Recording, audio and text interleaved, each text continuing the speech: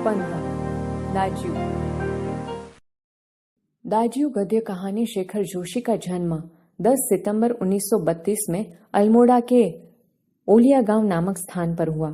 कोसी का घटवार, 7 के लोग, दाज्यू हलवाहा एवं नौरंगी बीमार है, उसकी प्रसिद्ध कहानियां हैं। दाज्यू कहानी बाल श्रमिक पर लिखी गई कहानी है। मदन एक पहाड़ी बालक है जो पेट की आग बुझाने के लिए शहर में आकर एक होटल में काम करता है। भोलेपन में जिसे वह अपना दाज्यू अर्थात बड़ा भाई समझने लगता है, वह किसी प्रकार एक दिन उसके बाल मन पर आघात कर जाता है। इसका मार्मिक चित्रण इस कहानी में हुआ है। चौक से निकलकर बाई और जो बड़े साइनबोर्ड वाला छोटा कैफे है, वहीं जगदीश बाबू ने उसे पहली बार देखा था। गोरा चिट्टा रंग, नीली शफाफ आंखें, सुनहरे बाल और चाल में एक अनोखी मस्ती पर शिथिलता नहीं। कमल के पत्ते पर फिसलती हुई पानी की बूंद की सी फुर्ती, आंखों की चंचलता देखकर उसकी उम्र का अनुमान केवल 9-10 वर्ष ही लगाया जा सकता था और शायद यही उसकी उम्र रही होगी। अधजली सिगरेट का एक लंबा कश खींचते हुए जब जगदीश बाबू ने कैफे में प्रवेश किया तो वह एक मेज पर से प्लेटें उठा रहा था और जब वे पास ही कोने की टेबल पर बैठे तो वह सामने था, मानो घंटों से उनकी उस स्थान पर आने वाले व्यक्ति की प्रतीक्षा कर रहा हो। वह कुछ बोला नहीं, हाँ, नम्रता प्रदर्शन के लिए थोड़ा झुका और मुस्कुराया भर था, पर उसके इसी मौन में जैसे सारा मीनू समाहित था। सिंगल चाय का ऑर्डर पाने पर वह एक बार पुनः मुस्कुराकर चल दिया और पलक झपकते ही चाय हाजिर थी। मनुष्य की भावनाएं बड़ी विचित्र होती है। निर्जन एकांत स्थान में निस्संग होने पर भी कभी कभी आदमी एकाकी अनुभव नहीं करता। लगता है इस एकाकीपन में भी सब कुछ कितना निकट है, कितना अपना है। परंतु इसके विपरीत कभी कभी सैकड़ों नर नारियों के बीच जनरवमय वातावरण में रहकर भी सूनेपन की अनुभूति होती है। लगता है जो कुछ है वह पराया है, कितना अपनवहित, पर यह अकारण ही नहीं होता। इस एकाकीपन की अनुभूति, इस अलगाव की जड़ें होती है विछोह या विरक्ति की किसी कथा के मूल में। जगदीश बाबू दूर देश से आए हैं, अकेले हैं। चौक की चहल पहल, कैफे के शोरगुल में उन्हें लगता है सब कुछ अपनत्वहीन है। शायद कुछ दिनों रहकर अभ्यस्त हो जाने पर उन्हें इसी वातावरण में अपनेपन की अनुभूति होने लगे, पर आज तो लगता है यह अपना नहीं, अपनेपन की सीमा से दूर, कितना दूर है। और तब उन्हें अनायास ही याद आने लगते हैं अपने गांव पड़ोस के आदमी, स्कूल कॉलेज के छोकरे, अपने निकट शहर के कैफे होटल। चाय साहब। जगदीश बाबू ने राखदानी में सिगारेट झाड़ी। उन्हें लगा इन शब्दों की ध्वनि में वही कुछ है जिसकी रिक्तता उन्हें अनुभव हो रही है और उन्होंने अपनी शंका का समाधान कर लिया। क्या नाम है तुम्हारा? मदन। अच्छा मदन, तुम कहाँ के रहने वाले हो? पहाड़ का हूँ बाबूजी। पहाड़ तो सैकड़ों है, आबू, दार्जिलिंग, मसूरी, शिमला, अल्मोड़ा। तुम्हारा गांव किस पहाड़ में है? इस बार शायद उसे पहाड़ और जिले का भेद मालूम हो गया। मुस्कुरा कर बोला, अल्मोड़ा साहब, अल्मोड़ा। अल्मोड़ा में कौन सा गांव है? विशेष जानने की गरज से जगदीश बाबू ने पूछा। इस प्रश्न ने उसे संकोच में डाल दिया। शायद अपने गांव की निराली सगना के कारण उसे संकोच हुआ था।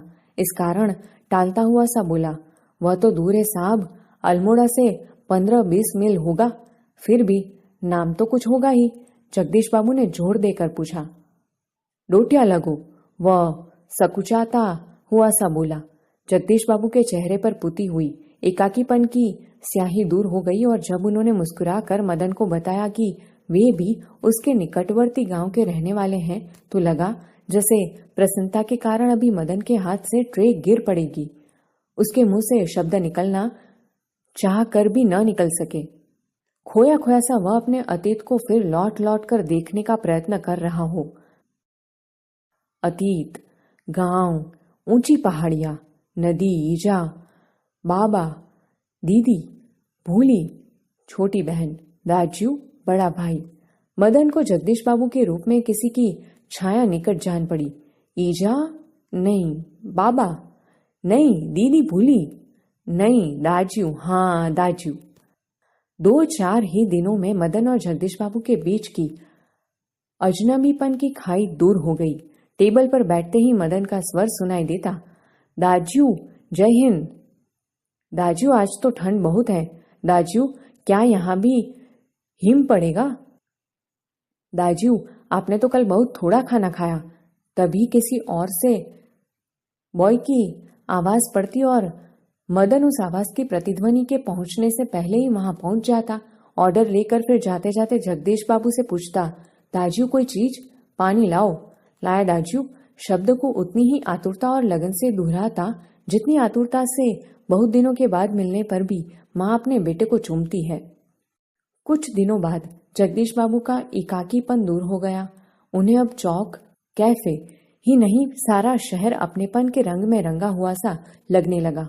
परंतु अब उन्हें यह बार बार दाजू कहलाना अच्छा नहीं लगता और यह मदन था कि दूसरी टेबल से भी दाजू। मदन इधर आओ। आया दाजू। दाजू शब्द की आवृत्ति पर जगदीश बाबू के मध्यम वर्गीय संस्कार जाग उठे। अपनत्व की पतली डोरी अहम की तेज धार के आगे न टिक सकी। दाजू चाय लाऊं? चाय नहीं, लेकिन यह दाजू दाजू क्या चिल्लाते रहते हो दिन रात? किसी की प्रेस्टीज का ख्याल भी नहीं है तुम्हें? जगदीश बाबू का मुंह क्रोध के कारण तमतमा गया। शब्दों पर अधिकार नहीं रह सका। मदन प्रेस्टीज का अर्थ समझ सकेगा या नहीं, यह भी उन्हें ध्यान नहीं रहा, पर मदन बिना समझाए ही सब कुछ समझ गया था। मदन को जगदीश बाबू के व्यवहार से गहरी चोट लगी। मैनेजर से सिरदर्द का बहाना कर वह घुटनों में सर दे कोठरी में सिसकिया भर भर रोता रहा। घर गांव से दूर ऐसी परिस्थिति में मदन का जगदीश बाबू के प्रति आत्मीयता प्रदर्शन स्वाभाविक ही था। इसी कारण आज प्रवासी जीवन में पहली बार उसे लगा जैसे किसी ने उसे ईजा की गोदी से, बाबा की बाहों से और दीदी के आंचल की छाया से बलपूर्वक खींच लिया हो। परंतु भावुकता स्थायी नहीं हो तो रो लेने पर, अंतर की घुमड़ती वेदना की आंखों की राह बाहर निकाल लेने पर मनुष्य जो भी निश्चय करता है वे भावुक क्षणों की अपेक्षा अधिक विवेकपूर्ण होते हैं। मदन पूर्ववत काम करने लगा।